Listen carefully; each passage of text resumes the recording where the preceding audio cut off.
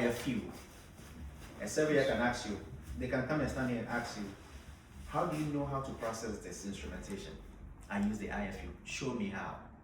You know how? You're going to use the company name, the serial number, and you can get the IFU for the medical device.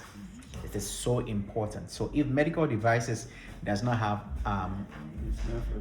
manufacturer name and serial number, you should take that medical device out of circulation. Okay, it means that it is likely to be single-use medical device. If not, it shouldn't be here, right? Okay. Now you see some instrument with lines like this. It means that the vendor checked for crack. You see crack here. That is why you have magnifying glass. You should always utilize your resources. Magnifying glass will help you magnify the instrument. If you look, sometimes your eyes cannot see. Okay, the magnifying glass will blow it out for you to see cracks. Remember I said cracks usually occur at the box lock. So important. So you need to make sure you check. And then once you see crack, what do you do with this? Take it out. Completely done. Nobody repairs crack. It doesn't matter how expensive the instrumentation is. If there is crack, it's done. Garbage. But you don't put it in the garbage. Where would you put this to? In a red biohazard bin. We don't throw instruments in regular trash bin. Red biohazard bin. So that's what you're doing. You're inspecting for cleanliness, functionality, checking for alignment, sharpness for scissors, and Eversins, osteostomes, making sure there are manufacturer names and reference numbers on there. And then the next step will be they need Alice clamp 8 inches. Look at this, these are the same instruments, right? But look at the length. So most of these instruments are the same. That's why we don't rush you to know all these instruments. With time you get to know. They are the same Alice clamps, but they are different sizes. So the description will tell me Alice clamp 8 size 8.5 inches. If it doesn't show me the length, go to your supervisor and tell them this doesn't tell me what to put in.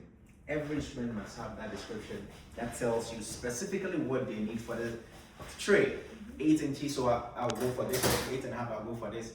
I'll check my manufacturer name or company name.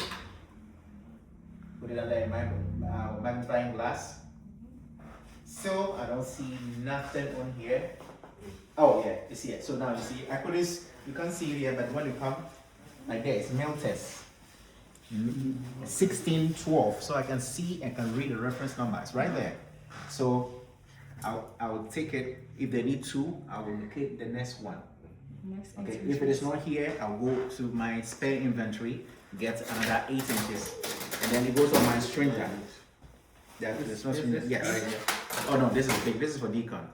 Yes. The other ones, there may be some over there. So it goes on your stringer, and then you go to the next line item.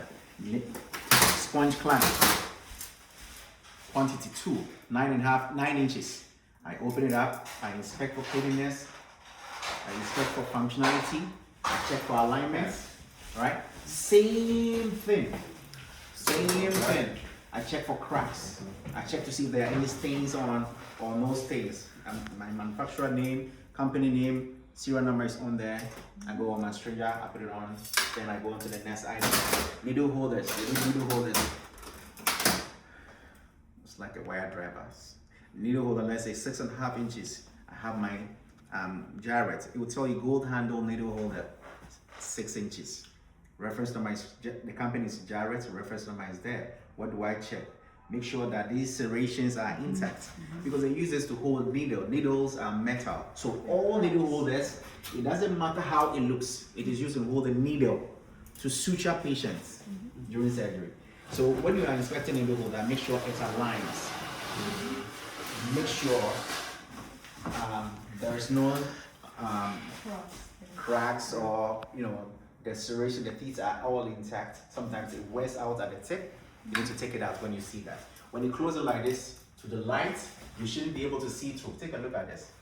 So when you close needle holders like this to light, you shouldn't be able to see through. Look at that. That means it's good.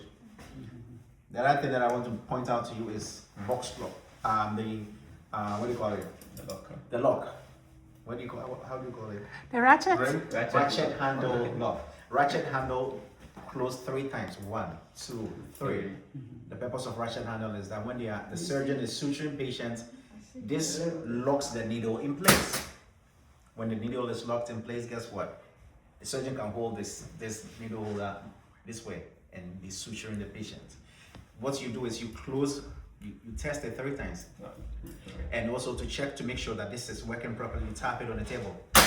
If it pops open, it means that it cannot serve the purpose in which it's to be served, right? So you take it out of circulation. You can't do anything about it.